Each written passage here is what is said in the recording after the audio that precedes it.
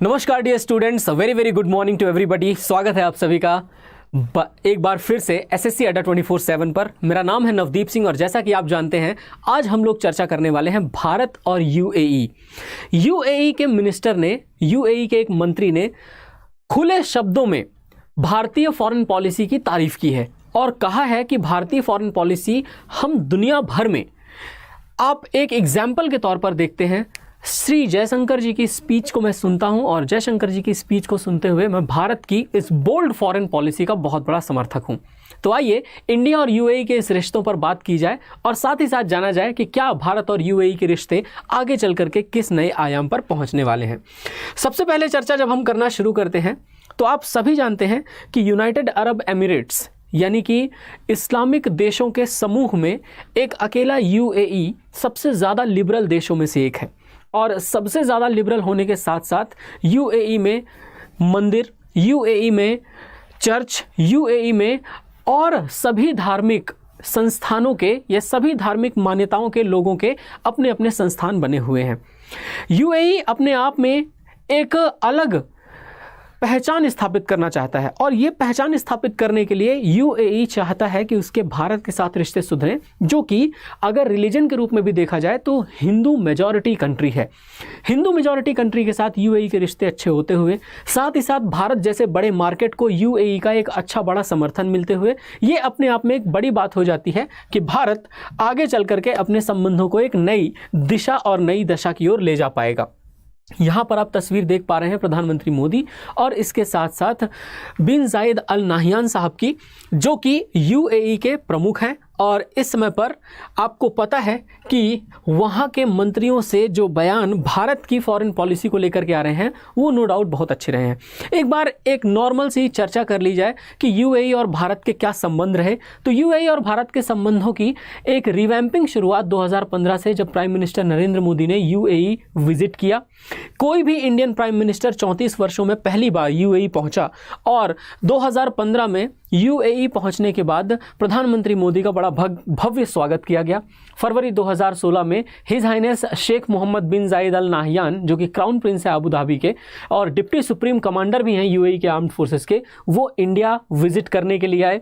जनवरी 2017 में शेख मोहम्मद जायद अल नाहियान यानी कि crown Prince of Abu Dhabi, ये रिपब्लिक डे सेलिब्रेशन में चीफ गेस्ट के तौर पर भी 26 जनवरी 2017 को हमारे यहाँ पर मौजूद रहे।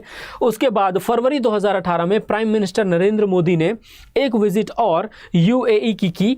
अगस्त 2019 में जो यूएई की एक और visit prime minister Narendra Modi ji द्वारा की गई और इस तरीके से ये धीरे धीरे अब रिश्ता आगे बढ़ निकला है। वैसे हम बात करें कि आखिर किस तरह से कोई रिश्ता मजबूत होता है दो देशों के बीच में, कोऑपरेशन की बात है समर्थन की, बात है सहयोग की।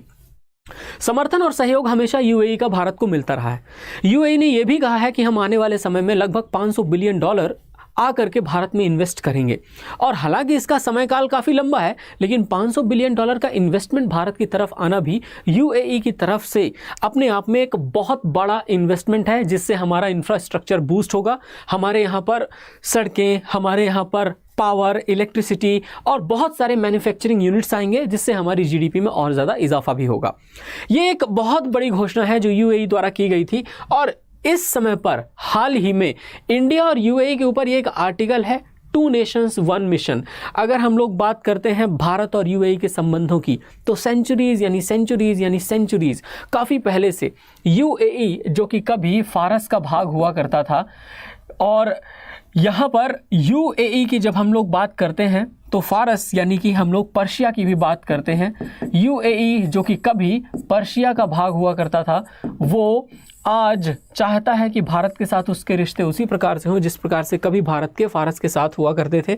जो मैंने आपको शॉर्ट में समझाया वही इस आर्टिकल के अंदर मेंशन भी है और आप देख रहे हैं एस जयशंकर जी, हमारे विदेश मंत्री, जो कि मोदी सरकार की 2.0 सरकार में विदेश मंत्री हैं, वो जा करके यहाँ पर जो शेख अब्दुल्ला बिन जायद अल नाहियान हैं उनके साथ हाथ मिला रहे हैं। तो आगे चल करके ये कोऑपरेशन और ज़्यादा डीपन ही होने वाला है, या आगे चल करके इस कोऑपरेशन को और ज़्यादा बढ़िया तरीके से कहीं ना कहीं हम लोग ले ही जाने वाले हैं भारत के तौर पर भी।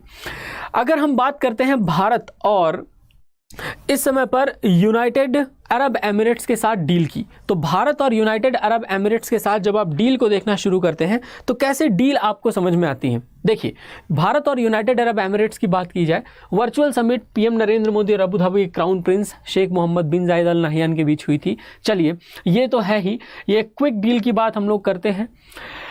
100 बिलियन का बायलैटरल ट्रेड जो कि अगले 5 सालों में होने वाला है और ये आगे चल करके 500 बिलियन तक भी बढ़ेगा, यानी कि इस बात का अनुमान भी लगाया गया है। अगर इतने बड़े बड़े ट्रेड को, इतने बड़े बड़े विज़न लेकर के दो देश आगे की तरफ बढ़ते हैं तो डेफिनेटली आगे ग्रो करेंगे।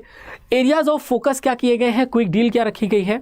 एरियाज ऑफ फोकस सीधे सीधे ये है कि भारत और यूएई डिफेंस के क्षेत्र में, भारत और यूएई फाइनेंस, बैंकिंग, कोऑपरेशन, या अगर बात की जाए हेल्थ केयर सेक्टर के क्षेत्र में, क्योंकि इंडिया एक बहुत बड़ा मेडिकल हब बनता जा रहा है।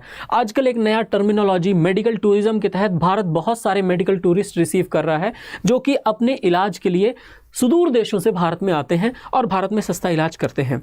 टेररिज्म को फाइट करना, कोऑपरेशन को बढ़ाना और साथ ही साथ दो देशों को कोऑपरेटिवली यानी सहयोगी रूप से बहुत ऊपर तक ले जाना, यही भारत और यूएई के बीच की बात है। कमर्शियल रिलेशनशिप की बात करें तो 1970 में जहां हम 180 मिलियन के आसपास दोनों बायलैटरल ट्रेड किया करते थे, वो अब 59 बिलियन के आसपास बायलैटरल ट्रेड हो गया है। कंस्ट्रक्शन की बात करें, पावर की बात करें, सर्विसेज की बात करें, मेटल और कंप्यूटर हार्डवेयर में हम बहुत ज़्यादा डील करते हैं। सर्विसेज की बात करें तो हमारे देश के बहुत सारे वर्कर्स जा करके और यूएई में कार्य भी करते हैं। यूएई में काम करते हुए वर्कर्स काफ़ी ज़्यादा अच्छे तरीके से यूएई से एक अच्छी खासी इनकम भी भारत की तरफ भेजते हैं।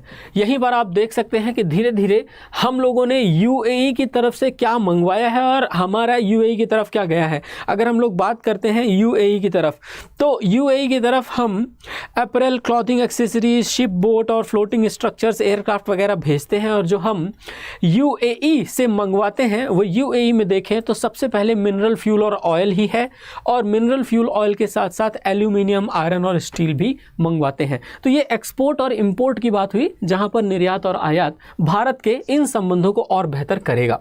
आपके लिए एक प्रश्न छोड़ करके जा रहा हूं कि ओपेक का हेडक्वार्टर्स कहां पर है, ये आपको बताना है। साथ ही साथ हमारे चैनल को सब्सक्राइब करना ना भूलें, वीडियो को लाइक करना ना भूलें। कोई भी कोर्स जो आप अड्डा 24/7 से परचेज करना चाहते हैं उसके लिए एक ही कोड लगाइए Y637 और आपको मिलेगा flat 77% of. Thank you very much, ख्याल रखिए अपना। मिलते हैं आप सभी से नेक्स्ट डे। जय हिंद।